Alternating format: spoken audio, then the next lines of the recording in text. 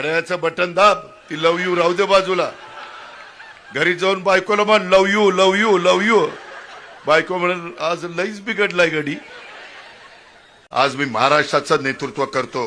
गल्लीतला दादा नाही, मी महाराष्ट्राचा दादा आहे. गल्लीतला दादा ओळखा पाहू. ट्रॅफिक मुक्त, खड्डे मुक्त पुणे महानगरपालिका. आज तेव्हा का घड्याळ वाजत, आलम वाजला वाजला.